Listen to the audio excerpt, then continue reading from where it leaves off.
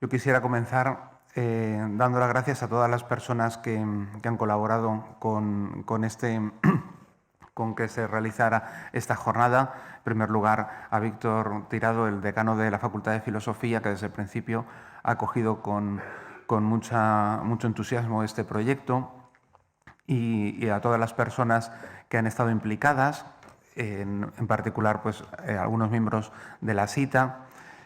Ahora tengo que hablar un poco en nombre del padre Ignacio Manresa, que se acaba de poner enfermo y no puede estar ahora con nosotros. Él es vicepresidente de la cita y va a hablar un poco a propósito del inicio de esta jornada. También quisiera hacer un recuerdo especial en nombre de la profesora Rosario Neumann y yo, que hemos estado organizando la jornada, de los profesores José Ángel García Cuadrado y el profesor Enrique Martínez, que han estado desde el principio ayudando, dando ideas, hablando con los conferenciantes, a los conferenciantes que han hecho el esfuerzo de venir y a todos los que vienen, que están asistiendo de diferentes centros de Madrid, y incluso alguno ha venido de fuera de Madrid para asistir a nuestra jornada. Bueno, un poco a propósito de la cita, para organizar aquí en el centro de España esta jornada, es que se dé a conocer esta sociedad en nuevos lugares, una nueva polaridad. Madrid es un lugar que naturalmente tiene una especial significatividad en España y es una riqueza, ¿verdad?, el poder tener una sociedad que se dedica al estudio de Tomás de Aquino, como hay tantas sociedades que estudian tantos autores filosóficos de relevancia. Santo Tomás de Aquino representa un patrimonio filosófico de indudable calidad. Así que tenemos hoy un poco la oportunidad de reflexionar en filosofía a la luz del pensamiento de este maestro. Y ahora, si me permiten, yo quisiera proponer una serie de reflexiones para centrar un poco este tema del hombre como horizonte entre el tiempo y la eternidad. Me venía a la memoria, ¿verdad?, las palabras que hace más de 100 años se pronunciaron acerca de la muerte de Dios. Quizá en aquel tiempo podía sonar inquietante decir que Dios había muerto. El profeta que pronunció aquel vaticinio decía que aquello iba a ser una crisis como jamás la había habido en la tierra. Cito: la más profunda colisión de la conciencia, una decisión tomada mediante un conjuro contra todo lo que hasta ese momento se había creído, exigido, santificado. Fin de la cita.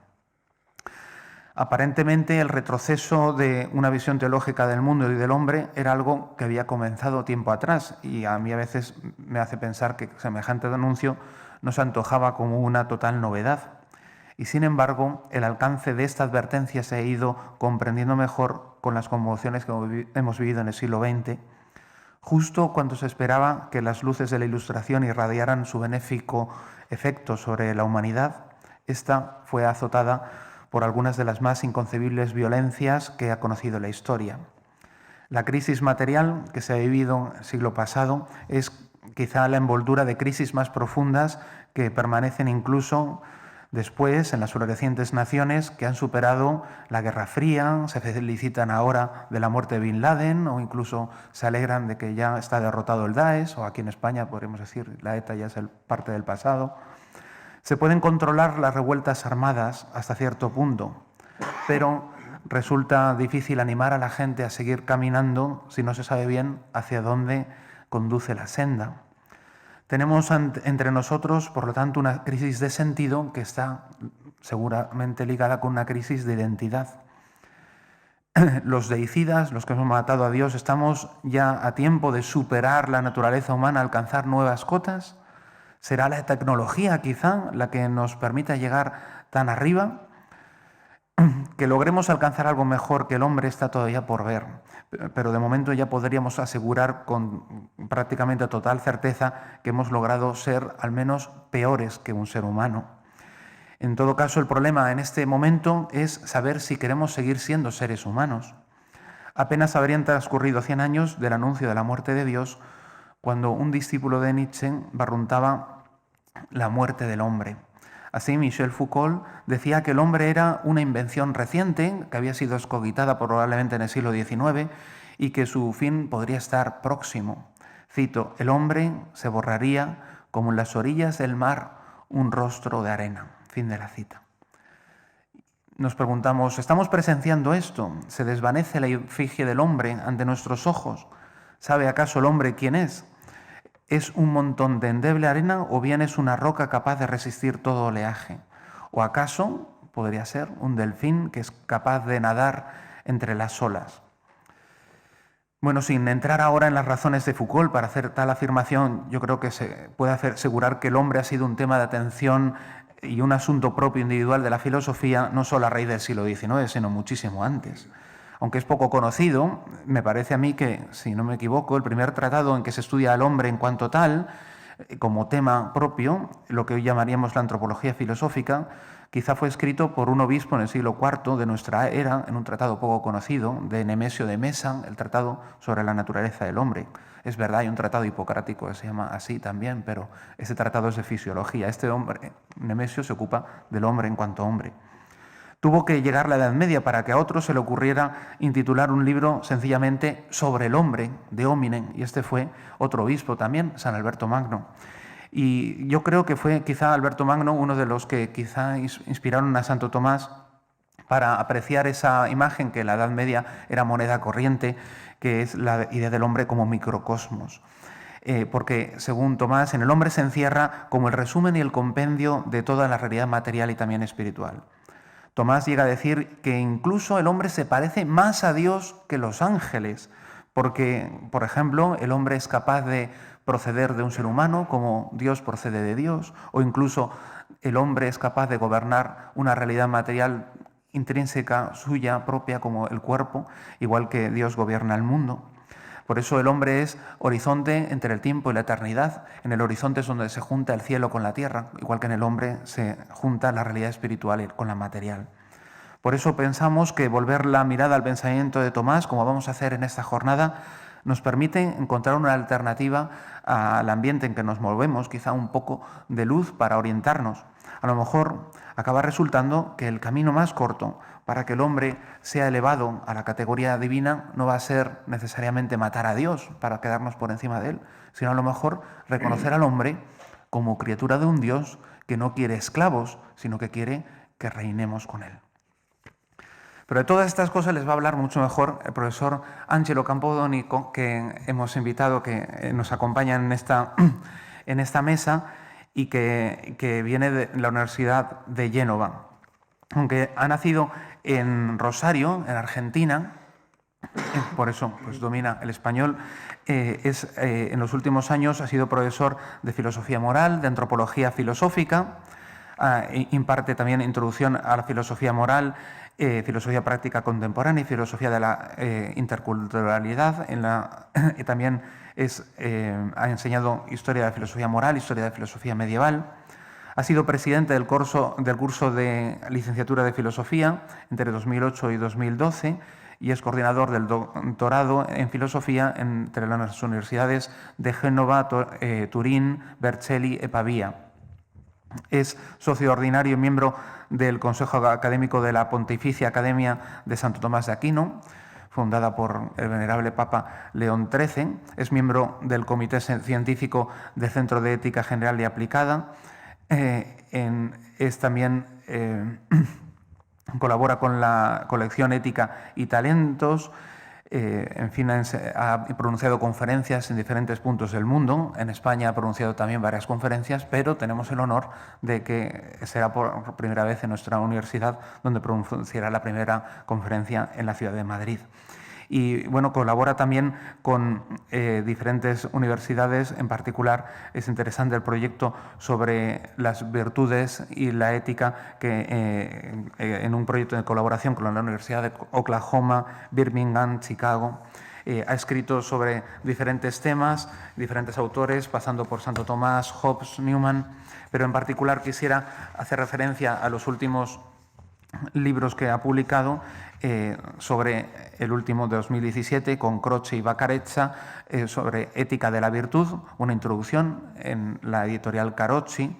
También sobre la experiencia integral, una filosofía del hombre, de la moral y de la religión. Tiene varios tratados sobre antropología, ha reflexionado sobre Santo Tomás en diferentes publicaciones y hoy nos va a hablar sobre quién es el hombre, situándonos al hombre en la cultura contemporánea. Muchas gracias por su participación.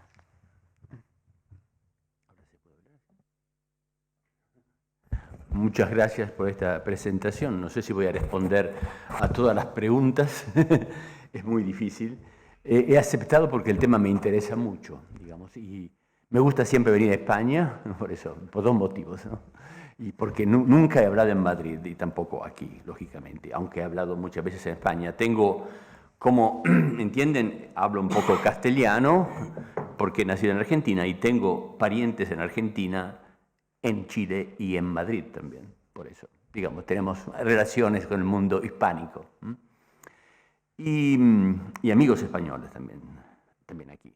Bueno, ustedes tienen un esquema muy sintético. Quiero decir que hay un pequeño error en ese esquema porque la culpa es mía, porque se habla de la concepción del hombre hoy. Este es el título más importante. El hombre en el cosmos y la imagen del hombre son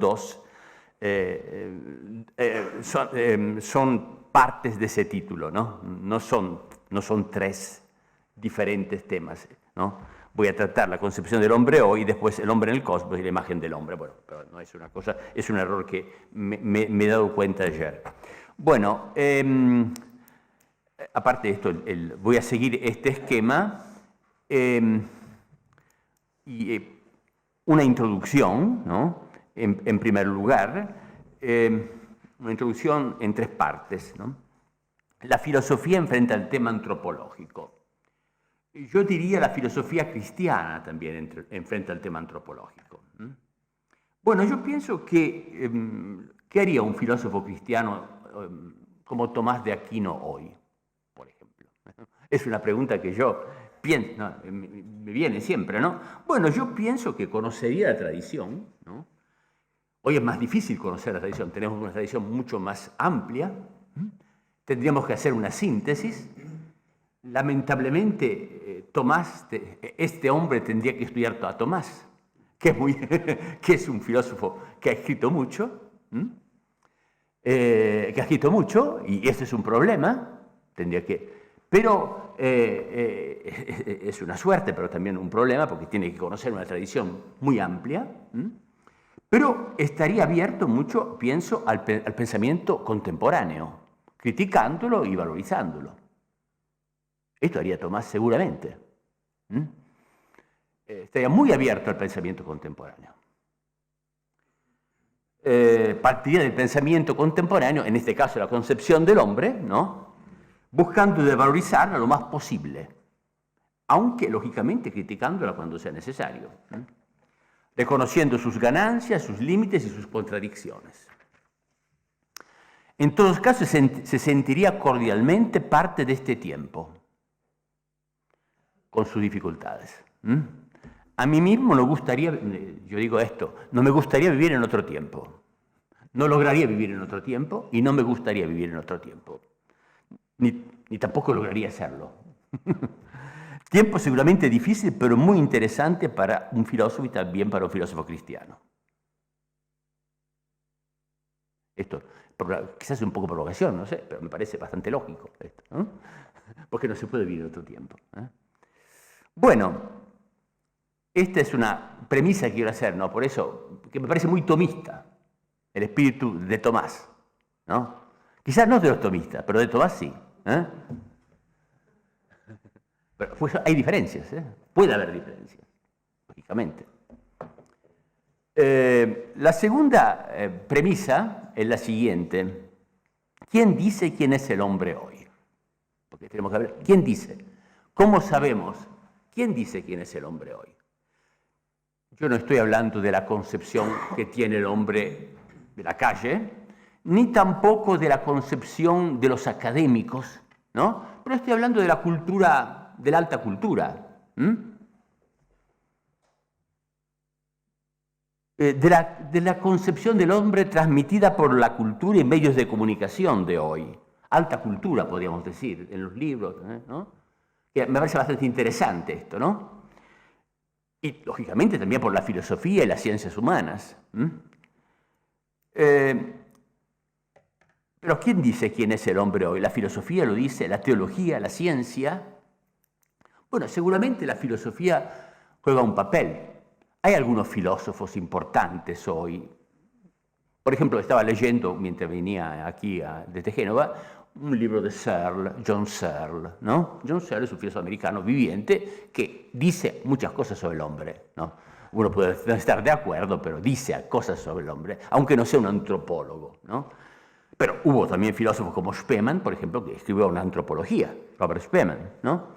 Hay filósofos, pero yo diría que yo pienso que en particular la ciencia, una cierta cultura científica es importante hoy para la imagen del hombre. Tiene una influencia, digo, ¿no? Tiene más influencia también sobre los filósofos. Estoy hablando también del mundo angloamericano, que es el que tiene más influencia hoy. De hecho, no me interesa.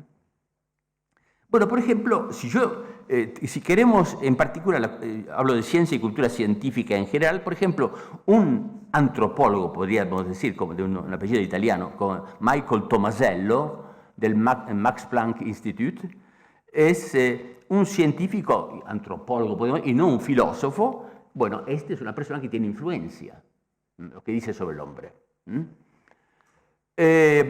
Hay también divulgadores que tienen influencia hoy, como el histórico Noah Harari, que ha escrito algunos libros como Homo Deus, etc., ¿no? Este tiene influencia, yo pienso, aunque no sea un filósofo en sentido, y tiene límite en su discurso, pero digamos, tiene una influencia. Y después tiene mucha influencia, yo pienso, los psicólogos, algunos psicólogos sociales, por ejemplo, ¿no? Como algunos nombres, por ejemplo, Thomas Haidt, que enseña en New York University, por ejemplo, que escribió muchos libros como The Righteous Mind, Why Good People Are Divided by Politics and Religion, ¿no? Por ejemplo, este tema, porque la gente buena está dividida por la política y la religión, o por ejemplo, Walter Mischel, que ha muerto desde hace poco, que ha escrito también un libro que tiene mucho suceso, ¿no? Como The Marshmallow Text, donde se busca demostrar que, bueno, algunas cosas que ahora no me interesa decir, pero digamos que el hombre puede, con la fuerza de voluntad, con la educación, ser más temperante, ¿no? Y, por ejemplo, y otro psicólogo, por ejemplo, como Albert Bandura, que ha escrito un libro, por ejemplo, como Moral Disengagement, cómo hacer, que se puede, me parece el título que en Italia, que está escrito en italiano, es ¿Cómo hacemos el mal continuando a vivir bien? ¿No? Es interesante ese tema, ¿no? En moral. Hacemos el mal continuando a vivir bien, ¿no? Sin darnos cuenta que hacemos el mal. Por ejemplo, estos son temas que trata una psicología en particular, ¿no? Digamos, en el mundo, que tiene influencia hoy. Yo pienso que estos científicos ejercitan una influencia mayor de los filósofos sobre la opinión pública elevada, ¿no? Quizás porque legitimada por la misma ciencia. Hay que decir que es bastante una opinión común hoy que una moral que no puede de alguna manera actuarse concretamente no sería interesante para el hombre, ¿no? Si no se puede actuar de alguna manera, no es interesante. No es la época de la moral idealística. Hay que ver si se puede, cómo viven los hombres. Hay que notar que desde su origen con la modernidad del 600, la ciencia lleva siempre consigo necesariamente una interpretación que no es científica, sino filosófica o ideológica. No tenemos nunca la ciencia pura. Así vale, por ejemplo, por la filosofía que siempre de hecho acompaña a la teoría de la evolución, como afirma una filósofa inglesa, amiga de Elizabeth Anscombe, Mary Midgley, en un libro sobre la evolución, Evolution as a Religion, la evolución como una religión.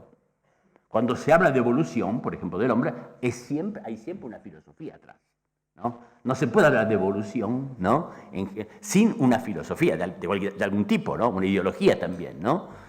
Esto es ¿Por qué digo esto? Bueno, para decir que es importante el papel de la ciencia, pero la ciencia, hay siempre, la filosofía juega un papel también, quizás implícito.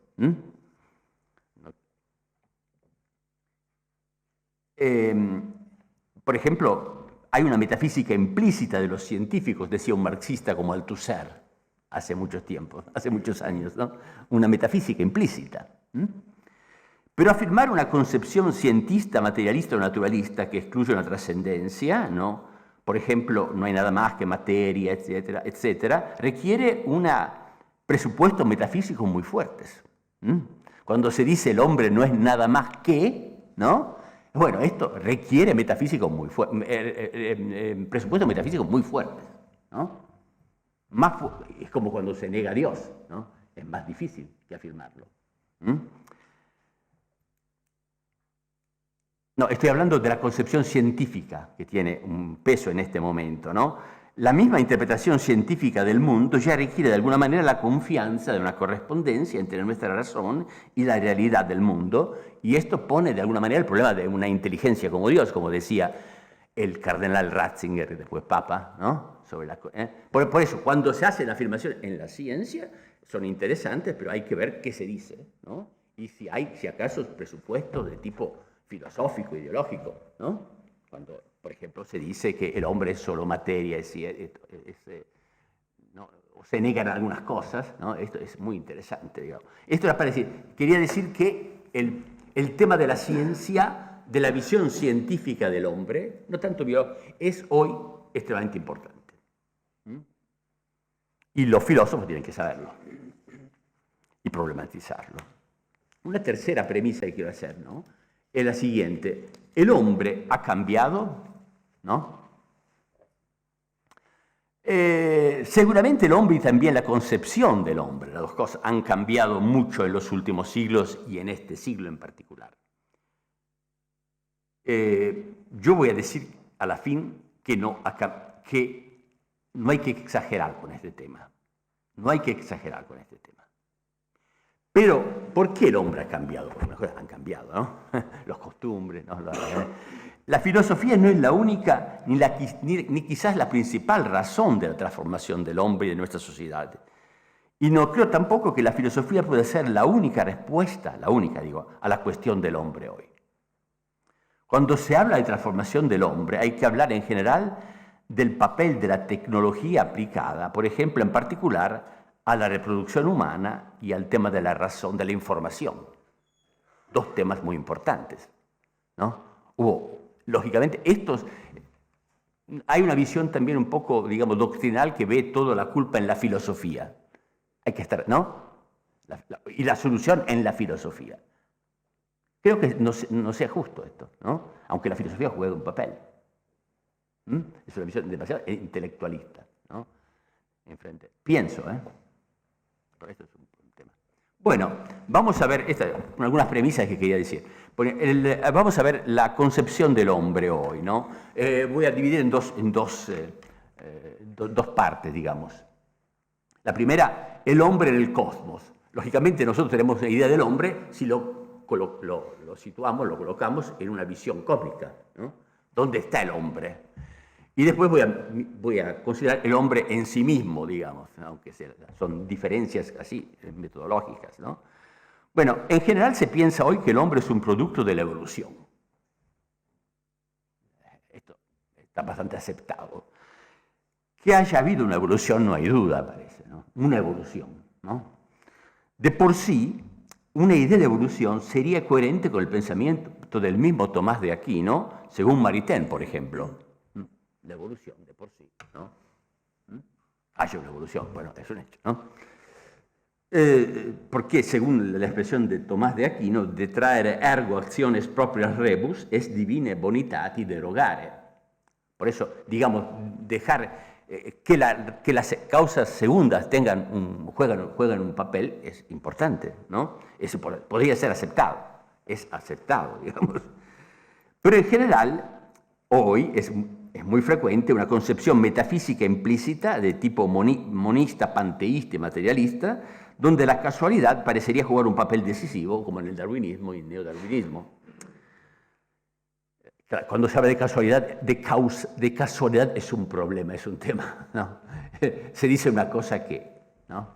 que habría que... No tengo tiempo para hablar de este tema, pero aunque sea difícil, es difícil pensar una casualidad cuando el hombre es un ser intrínsecamente teleológico, como nota, por ejemplo, Robert Spemann, ¿no? Las dimensiones más elevadas del hombre son teleológicas y él sería fruto de una casualidad, ¿no? El hombre que ¿no? Es una paradoja, dice Robert Spemann en algunas obras, ¿no? ¿De dónde nace esta concepción monista, panteísta y materialista, esta interpretación filosófica de la evolución? Este tipo de interpretación, bueno, hay razones científicas, ¿no? Posible, no voy a responder directamente a esta pregunta porque sería un tema muy ancho, muy amplio, pero quiero solo subrayar que la aceptación fácil de la concepción monista, materialista, panteísta, es sin duda facilitada por fenómenos modernos y contemporáneos como el igualitarismo de la democracia. Voy a tocar un tema, me gusta tocar temas un poco provocatorios, ¿no? Es decir, esto lo dice Tocqueville en La democracia en América, en el capítulo sobre el panteísmo. Hay un capítulo, pequeño capítulo, ¿no? Donde dice que un poco el igualitarismo de la democracia, ¿no? Es un poco sigue la lógica del ¿por qué no? ¿Y por qué no él? ¿Por qué no? ¿Por qué no? ¿No? ¿Por qué no también él? ¿No? Eso. ¿Por qué no también los animales? Y por la lógica del... esta es una lógica del igualitarismo. Es una tendencia. No es, yo no estoy hablando mal de la democracia. Estoy diciendo que cada concepción política tiene una influencia. Hay que saberlo, ¿no? De alguna manera, aquí hay profesores y estudiantes, ¿no? Hay una autoridad. No somos democráticos en este lugar, ¿no? Por eso, pero no somos, ¿no? De alguna manera. Es interesante el tema del igualitarismo, ¿no? Y Tocqueville es un pensador que ve un nexo entre liberalismo y teísmo y democracia y panteísmo, ¿no? Un poco esta es la lógica, ¿no? Una tensión, ¿no? Bueno, otro factor, yo pienso que favorece este clima un poco panteísta, digamos, monista, es, quizás mejor decir monista que panteísta, ¿no? Es la lógica del consumismo, del ecologismo y de los nuevos medios de comunicación que consideran el todo de la misma manera. A veces me parece que se trata de un nuevo maniqueísmo de las imágenes que se quedan como pegadas a los sentidos del hombre. Parece el maniqueísmo con el cual ya se había enfrentado Sant'Agustín en el Deber Religione.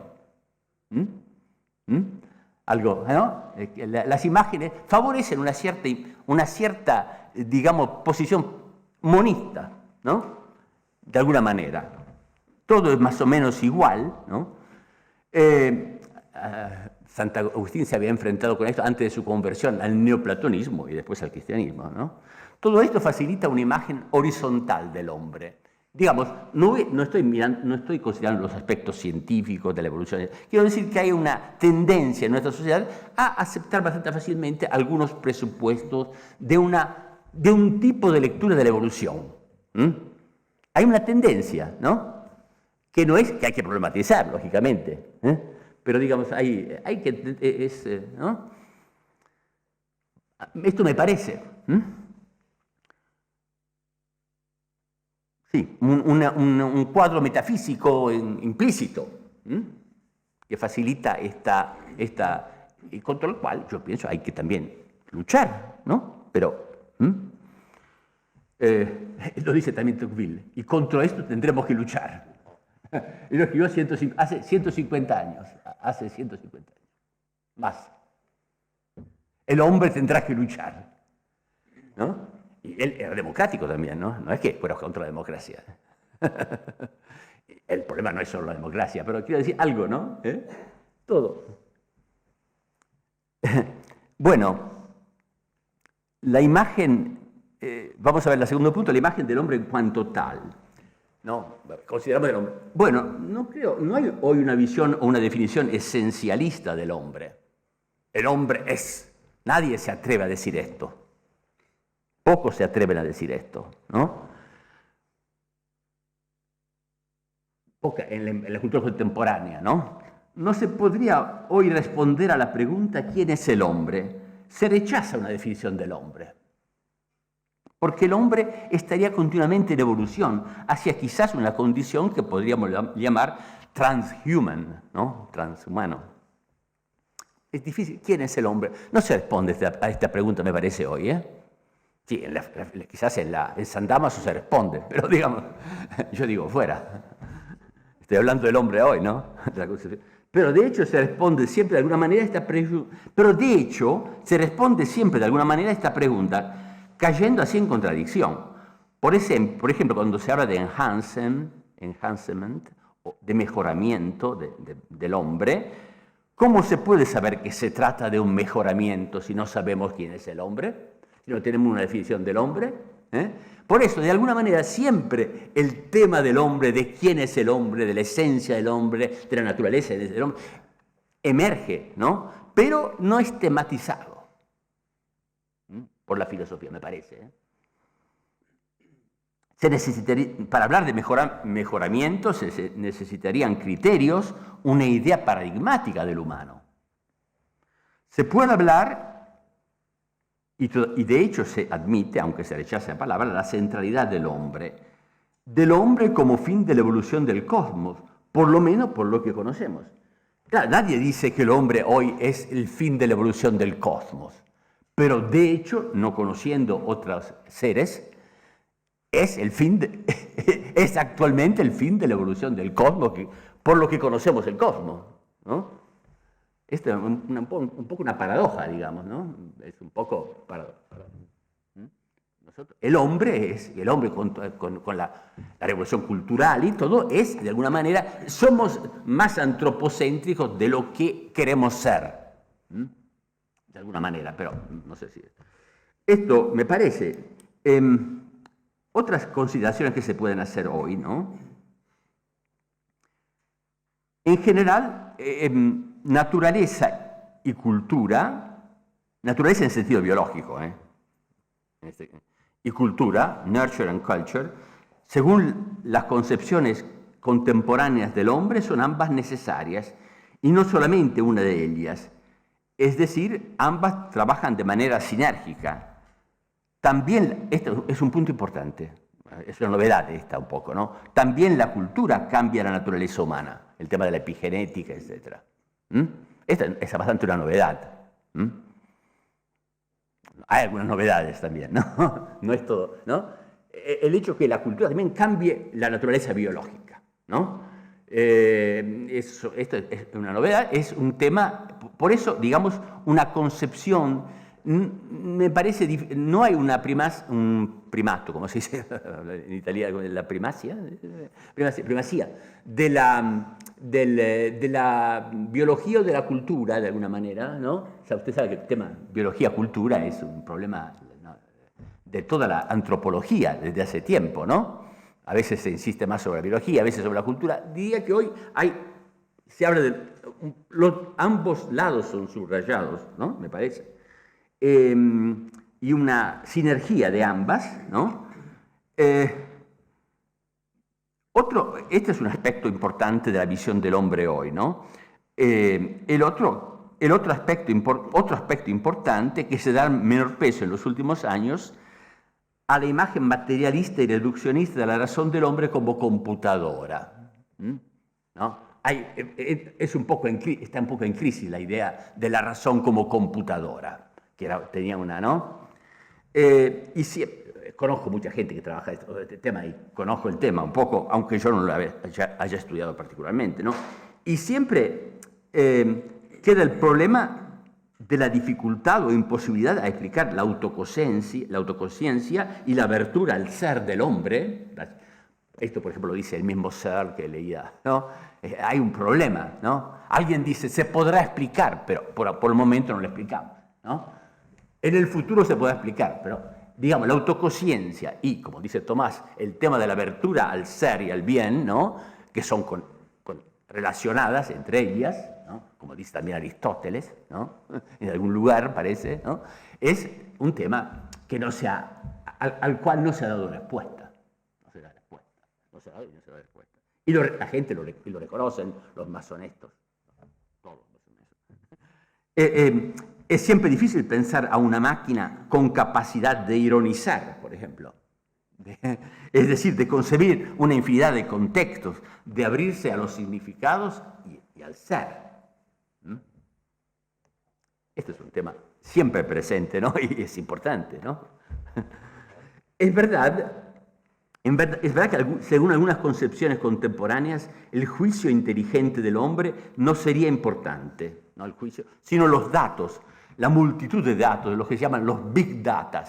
Ahora podemos tener un montón de datos y elegir, decidir según esos datos, ¿no? Pero los big data, ¿no?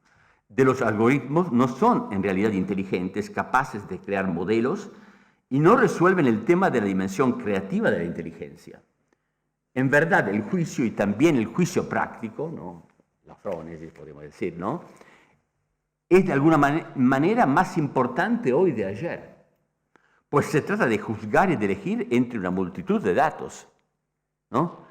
Es decir, el tema del juicio y del juicio práctico es más importante casi hoy que ayer porque tenemos que elegir, ¿no? Entre una multitud de datos y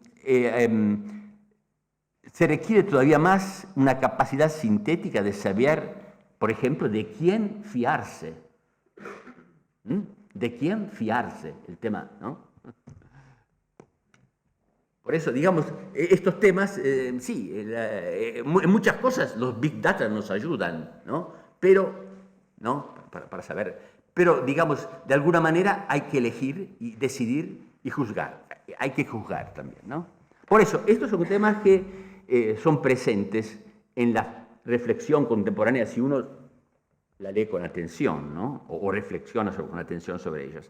Bueno, la parte siguiente se refiere a algunas polaridades del humano. El tema polaridad lo encontramos en Romano Guardini, por ejemplo, la primera obra de Guardini, que es muy interesante, pero yo no quiero dar un peso particular. Son algunas, el hombre está entre polaridades, digamos, o que pueden ser a veces o contrarios.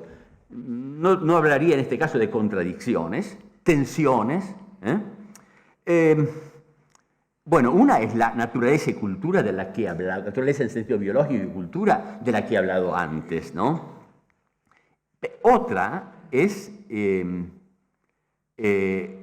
conectada, es la individuo y dimensión social. De esta también he hablado un momentito, cuando he hablado de monismo, panteísmo, de un lado igualitarismo, democracia, y derechos, liberalismo, teísmo. Así también hay una tensión hoy entre animalismo, somos todos animales, solo animales, de alguna manera, ¿no? Y cultura de los derechos individuales. ¿Por qué tienes un derecho si sos solo un animal? ¿No? No, es decir, somos todos animales, ¿no? De un lado, pero de otro lado tienes derecho. Hay una contradicción, de alguna manera, ¿no? Parecería, ¿no? Parecería una contradicción, en este caso. Es lo que es presente hoy. Es decir, nuestra cultura es muy interesante, pero tiene muchas contradicciones. Y el filósofo tiene que descubrirla. ¿Y si no, qué hace? Bueno, cultura de los derechos individuales, ¿no? Ambas están presentes hoy, ¿no? Cultura de los derechos individuales, ¿no? Y afirmación que somos todos iguales y nuestra diferencia con los animales podría ser también muy limitada, muy poco, ¿no? De una parte se subraya la mayor cercanía del hombre con los animales, ecología, animalismo, veganismo, etc. Y esto tiene un aspecto positivo e interesante y un aspecto negativo. Hay en realidad dos posibles maneras de entender al animalismo, que nace de una consideración mayor del cuerpo y también de la soledad del hombre de hoy, de su necesidad de tener relaciones fáciles con los otros. Es más fácil tener una relación con un animal que con un hombre, ¿no? Es un signo de soledad, ¿no? De la solitud del hombre, ¿no? Esto también. Pero digamos,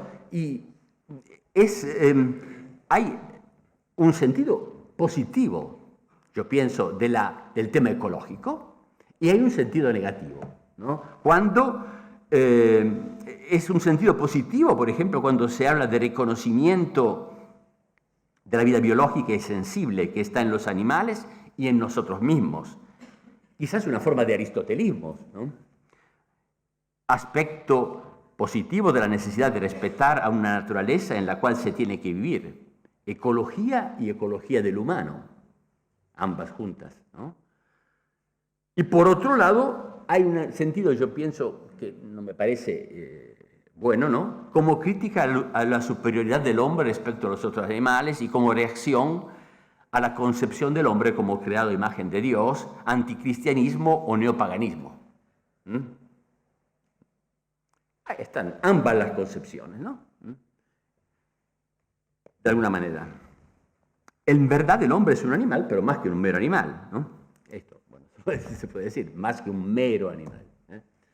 Pero digamos, lógicamente hay una reacción también contra la filosofía moderna, no tanto contra el aristotelismo, contra la filosofía moderna.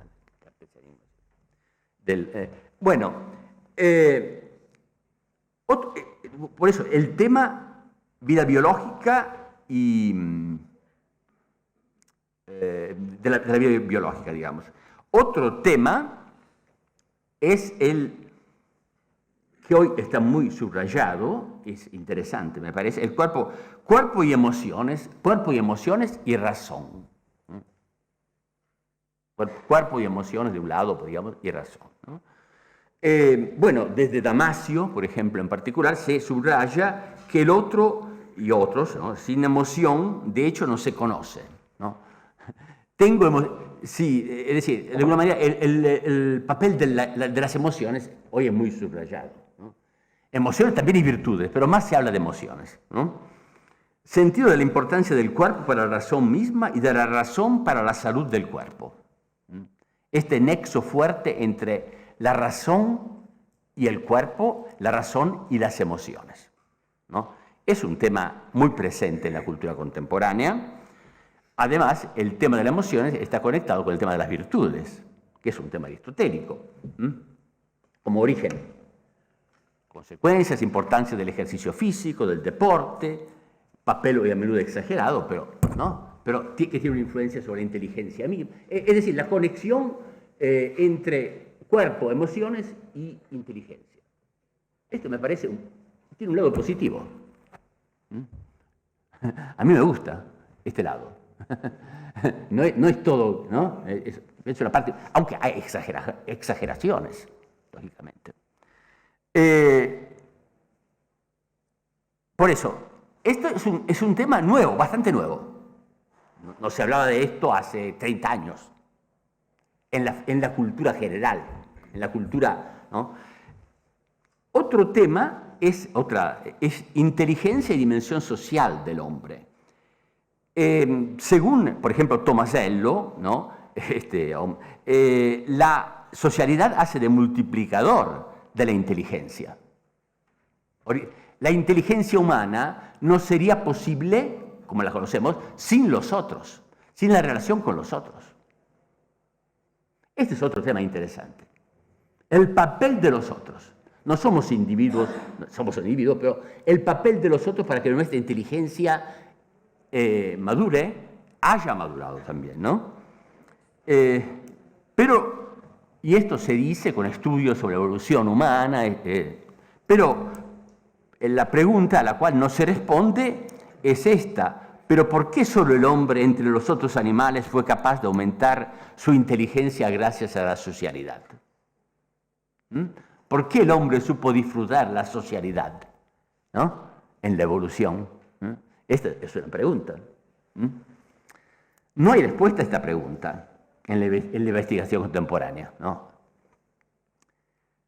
Otro tema que está presente, otra polaridad de hablo en manera muy cursiva, ¿no? Veloce, es que es verdad que el tema de la libertad, ¿no? Es verdad que se subraya mucho el tema de la elección entre alternativas, un poco en sentido existencialista, ¿no? Como el núcleo de la libertad. Pero hay, como siempre parece que la libertad del hombre fuera la libertad que tenemos en el supermarket de comprar esto o esto, ¿no?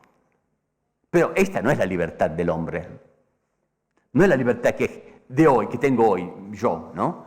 Es una libertad de asentir, de asentimiento, la libertad en particular, ¿no? Bueno, pero hay filósofos contemporáneos, por ejemplo, Iris Murdoch en particular, ¿no? La cual habla de este tema, que la libertad no es la libertad de los liberales, ¿no? Pero es la libertad de decir sí. Y, por ejemplo, es decir, en el mismo pensamiento contemporáneo, por parte de mujeres en particular, hay reacciones a la visión liberal de la libertad, ¿no? Que exalta solo el momento de la elección, como si tuviéramos siempre que elegir entre alternativas. Tenemos muchas veces que decir sí, sí, ¿no? La vida está hecha de manera diferente, ¿no? No tenemos siempre que decir, ¿no? Esta visión, digamos, utópica del hombre. Por ejemplo, Murdoch muestra las contradicciones de la concepción liberal de la libertad, haciendo una crítica al liberalismo en este sentido. Bueno, esto quiere decir que existen también reacciones dentro del pensamiento contemporáneo que han existido a algunas posiciones que, digamos, no son muy tradicionales, diría. El otro tema o polaridad que me parece muy importante es el de, este sí verdaderamente importante, el tema sexualidad y generación. La mayor novedad debida a la tecnología, creo, ha sido una de las mayores novedades debidas a la tecnología, ha sido la transformación por lo que se refiere a la comunicación de la vida desde una generación humana que no era fruto de una decisión, a veces, ¿no?, a una que lo es decir, la autonomía de la vida sexual respecto a la generación. La vida sexual es una cosa, la generación es otra cosa. Esta revolución tiene aspectos positivos. Pienso cómo ha cambiado la imagen de la mujer y de la mujer que trabaja, por ejemplo, en la universidad, ¿no? Este es un ejemplo. A veces me parece... yo veo los aspectos muy negativos, pero a veces veo que hay aspectos positivos, ¿no? Por ejemplo, el contributo que la mujer... yo entendía hace 50 años la mujer como una especie de vestal de los textos, ¿no? La que lee los textos, que no tiene tesis, que no afirma una ponencia, que no tiene una idea original. Bueno, no es verdad. Las mujeres tienen ideas originales, ¿no? Pueden tener ideas originales y si ejercitan, si tienen el espacio para... Es decir, hay algunas novedades interesantes si leemos la historia, si abrimos los ojos, ¿no? Pero, digamos, este es un aspecto de la revolución que hubo, pero la imagen de la mujer y de la mujer que trabaja, por ejemplo, en algunos lugares, como en la universidad, y algunas mujeres han dado en lo que estoy diciendo, la contribución de las mujeres en la filosofía del 900 ha sido muy grande. Por ejemplo, cuando pudieron trabajar en Oxford, ¿no?, porque los hombres estaban en la guerra, ¿no?, algunas mujeres como Murdoch, Midgley, Anscombe y otras dieron una contribución muy importante en pocos años a la filosofía del 900, que no es muy conocida, pero merecería toda de ser conocida. Bueno, una contribución. Pero, digamos, este tema de la división entre sexualidad y comunicación de la vida pone un problema. El segundo precepto de la ley natural, según Tomás, es el que es más, de hecho, problematizado hoy. ¿Por qué hacer hijos? ¿Por qué la humanidad debe continuar en el tiempo, como dice Remy Brague en un libro muy interesante, ¿no? no se trata más de una necesidad. Podríamos no hacerlo, podríamos terminar de alguna manera, ¿no? La verdad es que se entiende muy bien que para hacerlo se requiere una esperanza, un ideal, implícito de alguna manera. Hay que tematizar, ¿no? Un ideal, una esperanza, ¿no? Y esto no es solo un problema, lo entendemos en Europa, de estado social, de welfare también, ¿no? De ayudar a la familia. Pero es un problema que pone en discusión el sentido de la vida del hombre. Lo que decía el padre, ¿no? El sentido, el fin de la vida del hombre. ¿Por qué nuestra generación tiene que continuar en el tiempo? La humanidad tiene que continuar.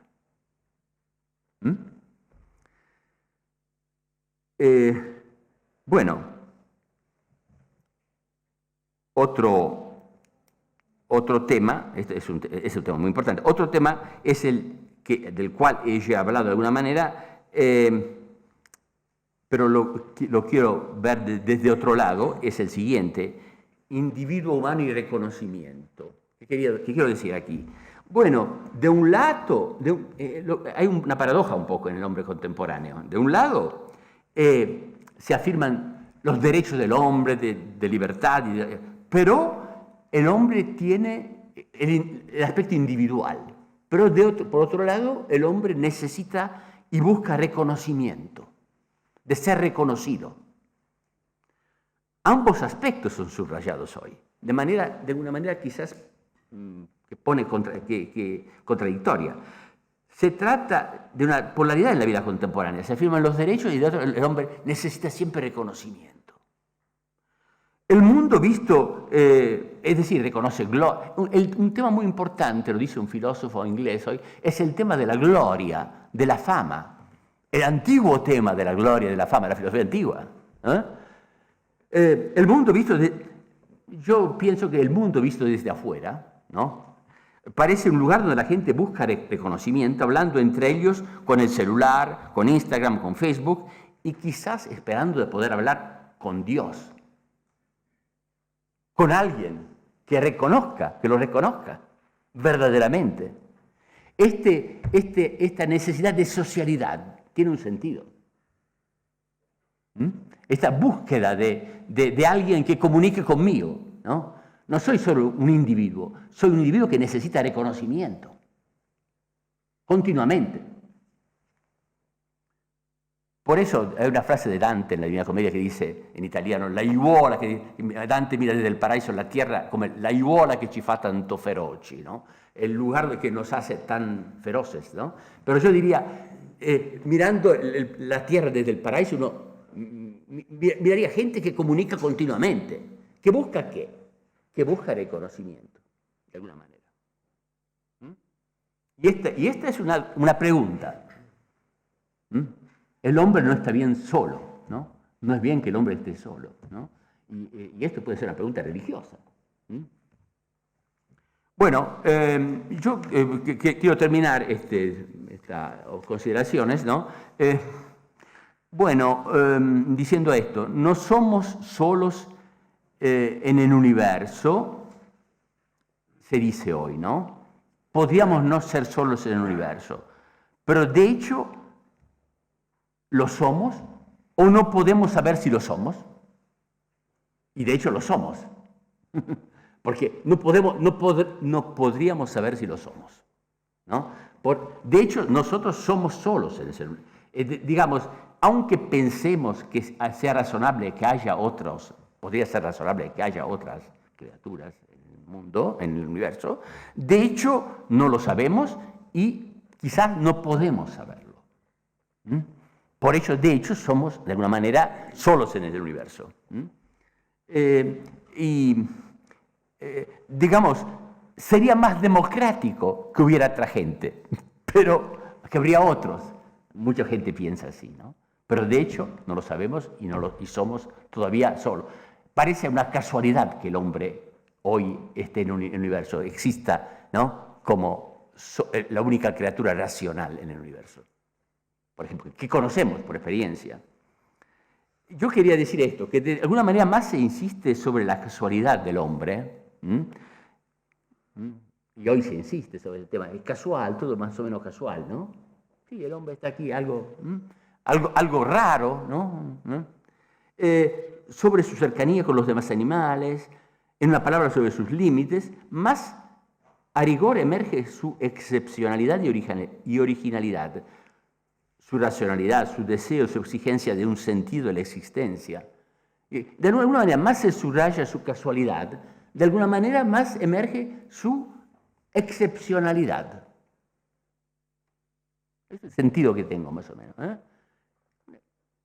Una rara excepción, ¿no? Por eso el hombre necesita de la religión o de la estética, que hoy es a menudo un sustituto de alguna manera de la religión. Es una época estética la nuestra, estética y moral, ¿no? Además, la época del virtual tiene nostalgia de un contacto con la realidad. El hombre busca, pero tiene nostalgia de un contacto con la realidad. La educación del hombre necesita de contacto con la realidad y con los otros como personas reales. Bueno, lo que quería decir, para terminar, es esto, que el hombre es siempre, hoy como ayer, deseo de infinito, gracias a la razón que informa la dimensión apetitiva del deseo. Como afirma Aristóteles en la Ética Nicómaco, el hombre es razón que desea y deseo que razona. Y Robert Spearman observa que no se puede nunca pensar al hombre como sola razón, una razón, ¿no? O como sola tensión o instinto ciego. Ambas son necesarias para pensar al hombre. Bueno, yo creo que este tema, que en la visión de la casualidad, de la aparente casualidad, hay que subrayar más y más, ¿no? Porque el hombre es este grito en la solitud del cosmos, ¿no? Esta búsqueda de reconocimiento en el cosmos. Esta situación, ¿no?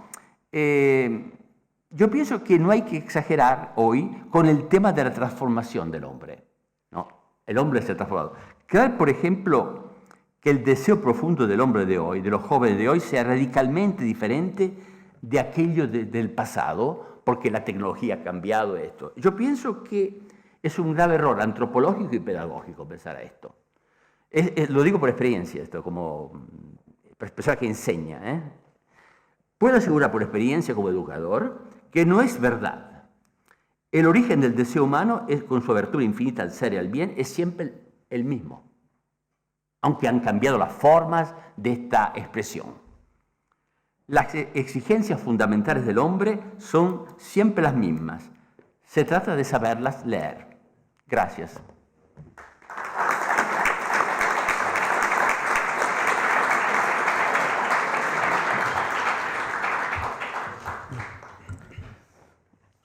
Tenemos la oportunidad de hacerle preguntas al profesor Campodónico, que nos ha dado tantos estímulos en estas palabras. Y bueno, pues la persona que quiera puede preguntar. Allí Stanley.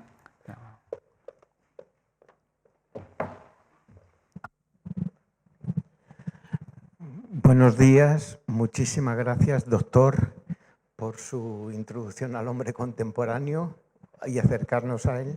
Pero mi pregunta es si el pensador cristiano y más católico, como decía Juan XXIII, que ensancha su ánima más allá de las fronteras del catolicismo, encuentra como San Agustín que el hombre está buscando la verdad o está buscando todo hombre la felicidad. El pensador católico y cristiano encuentra una semilla en todos los hombres universal de una búsqueda concreta a la que podamos apelar.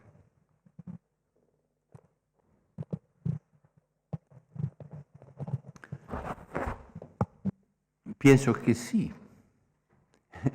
He buscado demostrar esto hablando, ¿no? No sé si que algo... ¿Se escucha, no? Sí, sí.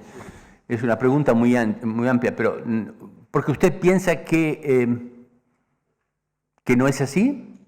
No, de alguna manera pienso, quizás a veces hoy es más difícil leer una encontrar en el pensamiento contemporáneo declaraciones con las cuales uno se reconoce sinceramente, ¿no? Pero de alguna manera, si se lee en transparencia, y a veces se ven contradicciones entre lo que se dice, se puede leer una búsqueda, ¿no? O muchas cosas con las cuales se puede estar de acuerdo. Esto he buscado demostrarlo, ¿no? Demostrar digamos, se dice una ambigüedad, ¿no? Es algo, una ambigüedad del pensamiento contemporáneo. Y a veces contradicciones o polaridades, y también contradicciones en algunos casos, que caracterizan el pensamiento de hoy, ¿no? Esto me parece, y hay que saberlo, ¿no? Hay que mostrar las contradicciones, si hay, ¿no? Me parece que esto es, ¿no? ¿Cómo afirmas esto, pero afirma que los animales son importantes, pero no consideras tu vida animal en ti mismo, en tú mismo, ¿no? ¿Qué peso, por ejemplo, das al aborto y a la vida del animal, ¿no? Hay todo problemas de este tipo, ¿no? Por ejemplo, ¿qué pesos das? ¿Consideras todos los aspectos? No, es un aspecto, no sé. Es decir, hay que saber leer un poco, ¿no? Pero esto estoy hablando de la cultura contemporánea. Por lo que se refiere, en cambio, al hombre, al estudiante, bueno, los estudiantes son inteligentes hoy como ayer. Y lo que a veces uno tiene una idea que, voy a decir, que porque ven internet o porque no son diferentes. Bueno, uno habla con ellos, pero dice, qué inteligente que es. Pero yo tenía una preconcepción, ¿no? Un prejuicio. Esto es verdaderamente interesante, ¿no? Con eso lo quiero decir, que quizás tiene menos conocimiento del pasado, ¿no? Tiene menos sentido del pasado, esto, cosas graves también, ¿no? Pero la persona es estructuralmente la misma. En sus características fundamentales, primeros principios, primera evidencia, digamos, ¿no? Pero sí. No sé si he expuesto, pero es una demanda mía. Muchas gracias. Buenos días. Soy Javier Aranguren, de Universidad Internacional de La Rioja. Bueno, dos consideraciones y luego una pregunta. Las consideraciones, bueno, siempre me entra la duda de si cuando, por ejemplo, hablamos del hombre hoy, no estamos cayendo en una especie de pueblerinismo o etnocentrismo o algo así, porque seguimos pensando que quizá es ahora cuando estamos en el ápice o en el momento alto de la historia. Lo digo porque ha citado usted hace un momento a Dante, Alighieri. Sí, sí. Y claro, uno de los libros que leo ahora es La Comedia. Y me encanta, sobre todo en las comparaciones que va haciendo con experiencias cotidianas que yo mismo he experimentado. Y creo que cualquier persona humana. O sea, me encanta descubrir que el hombre de hoy, o yo mismo, es el hombre del siglo XIV. También estoy leyendo a otro italiano, porque me gusta mucho, Ippolito Nievo, Le Confessioni di un italiano, y ayer disfrutaba muchísimo en una descripción que hace cuando Carlino, el niño protagonista, ve por primera vez el mar cerca de Venecia. Y digo, este soy yo también hoy. Lo digo porque esta intención que tenemos los hombres hoy de pensar que el hombre de hoy es el ápice, me parece muy similar a la idea de pensar que el hombre europeo es el ápice y no, sin tener en cuenta pues eso, a tantos millares de personas de otros lugares o de otros tiempos.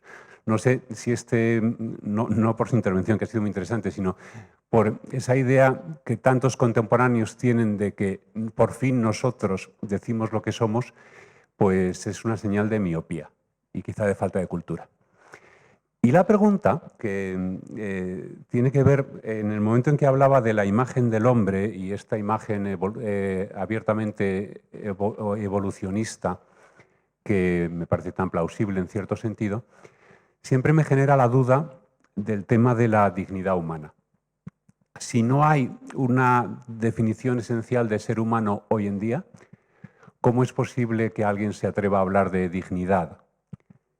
si el propio ser humano no tiene un ser, sino que está de paso, si es relativo, ¿cómo se puede hablar de un valor absoluto? ¿Y por qué cuando alguien no habla de valor absoluto se le critica? Creo que es una de las incoherencias que usted mismo ha señalado. Gracias. Gracias por estas preguntas. Sí, estoy de acuerdo.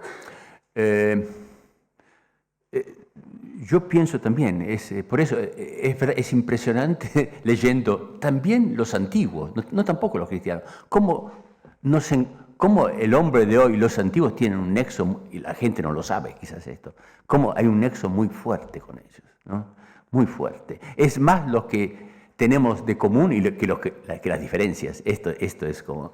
Y lógicamente el tema de relación con el pasado tiene que ver con el tema de relación con los otros de otras culturas. Quien sabe hablar con el pasado, sabe hablar con los hombres de las otras culturas hoy. Hay un nexo muy importante. Esto es una cosa... por eso el nexo con el pasado es importante y esto es un aspecto que no está muy valorizado. La gente no sabe esto a menudo. Se podría usar mucho más el turismo, por ejemplo, ¿no? La gente viaja, mira, para enseñar esto. Es un lugar pedagógico muy importante. ¿No? Conocer Italia, conocer España, la historia, ¿no? Pero de una manera profunda, buscar ¿no?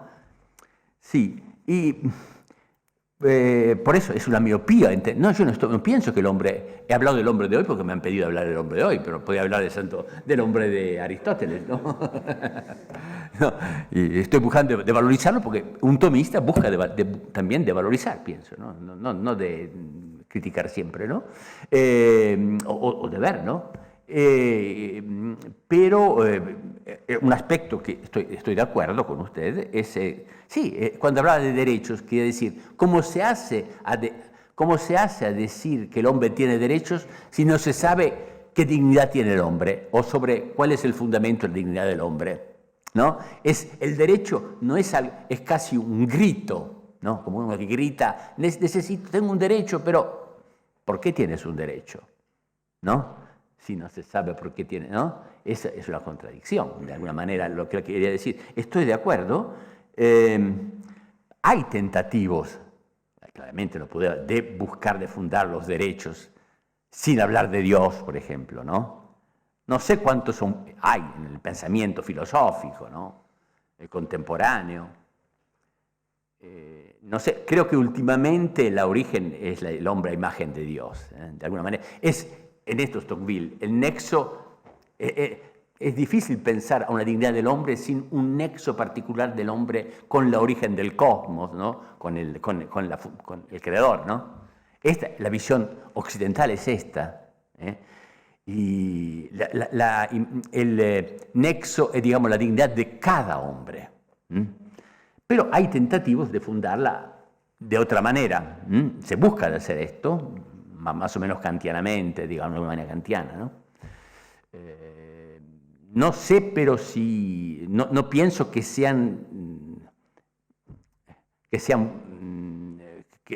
tengan... que funden bien el tema, ¿no? Pero eso estoy de acuerdo. Por eso veía el tema de la dignidad en contraposición al tema panteísta, decía, o materialista del hombre como un episodio de la evolución, ¿no? Algo como, ¿no? Algo que no tiene un nexo particular con la origen del cosmos, con el fundamento del cosmos, con el creador, ¿no? Esto claramente es un... Pero cuando yo digo cualquier derecho cuando yo digo tengo un derecho, es como si yo afirmara mi dignidad, ¿no? Y esto es en contradicción con una forma de animalismo, o digamos así, que afirmo, exagerado digo, ¿no? Que afirmo, ¿no? Quizás soy la misma persona que afirmo ambas cosas. Por eso hay formas, digamos, un poco, digamos, esquizofrenia, ¿no? En el pensamiento contemporáneo, sí, de hecho.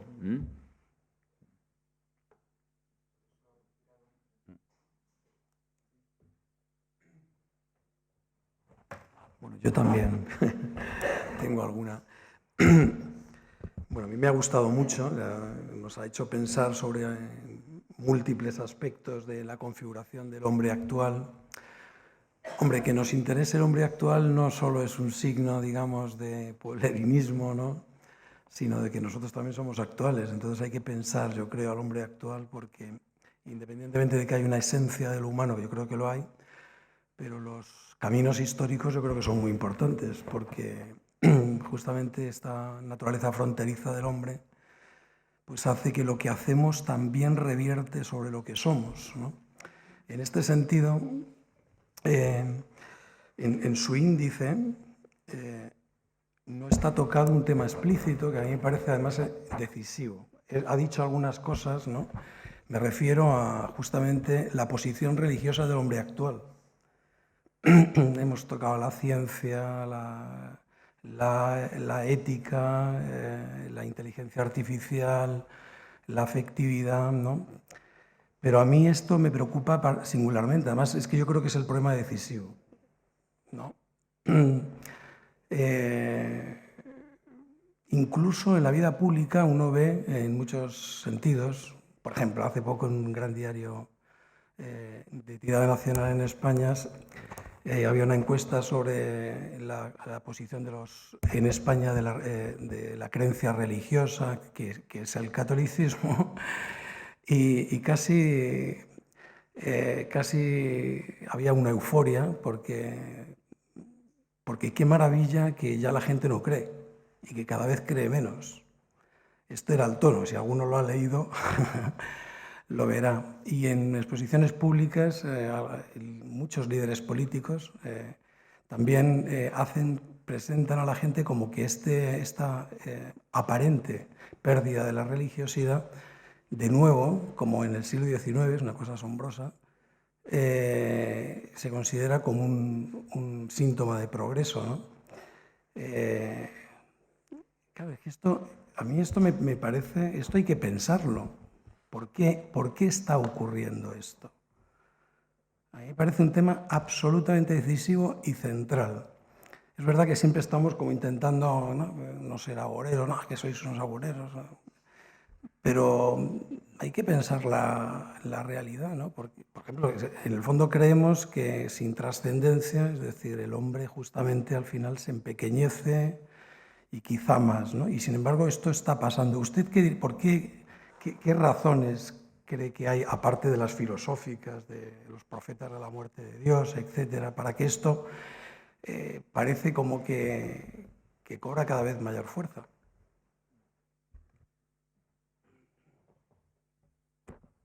Es una pregunta importante y no es fácil responder, pero digamos, yo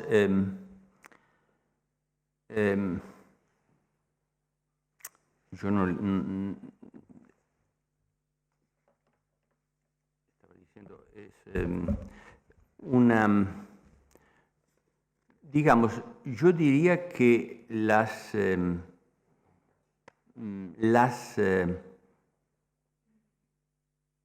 he escrito algo sobre este tema cuando hablando que hay, lógicamente, un tema, bueno, yo pienso que el hombre como estructura es religioso también hoy, como estructura, ¿no?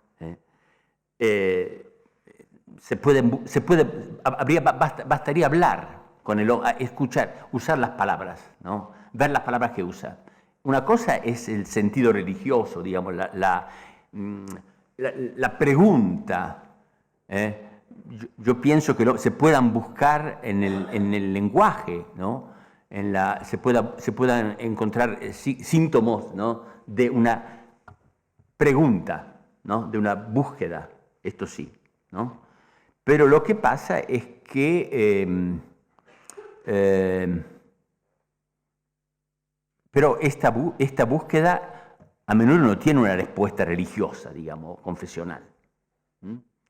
Este es un tema, ¿no? Es decir, pienso que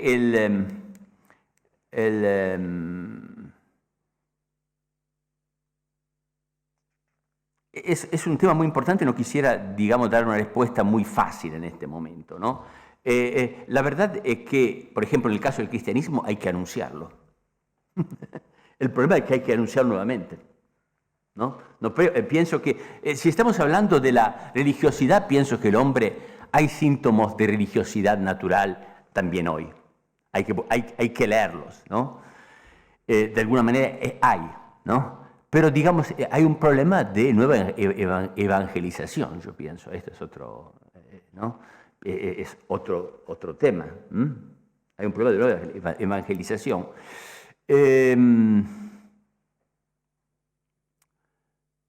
Por eso, no sé si usted... Es una... de alguna manera, hay una tendencia un poco...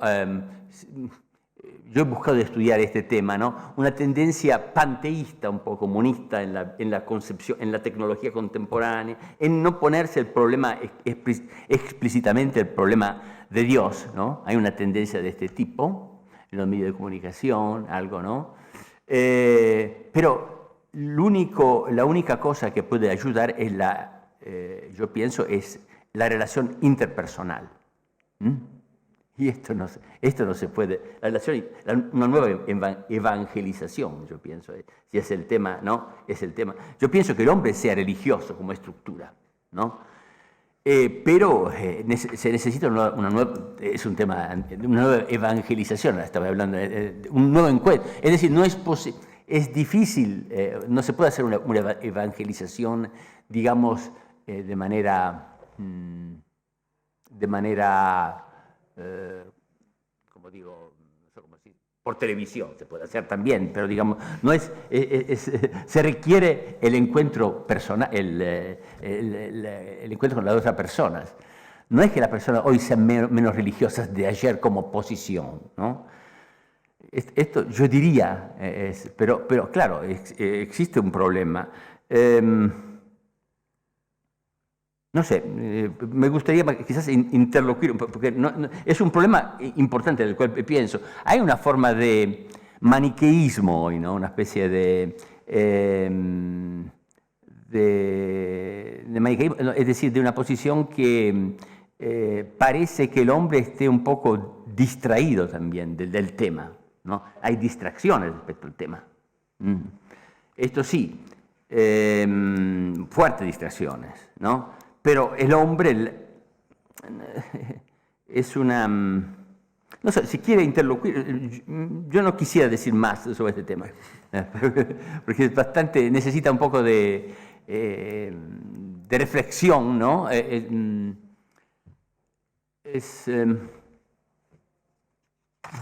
Muchas gracias. Sí, perdón. Pensé que había terminado. No quise tratarlo porque me parecía más interesante hablar de lo que el hombre habla hoy. Es un tema que el hombre hoy no trata directamente. Esto, digamos, tenemos preguntas, pero lo lamento porque tenemos que interrumpir. Tenemos todo el tiempo del día para hablar en los pasillos, surgen grandes conversaciones y solo un par de cosas prácticas. Ahora tenemos un descanso, después en el descanso de en torno a las 12 se ofrecerán también para las personas que estén interesadas libros de la Universidad de San Dámaso. La revista Espíritu está vinculada con la Sociedad Internacional Santo Tomás de Aquino. Pues muchas gracias por su atención.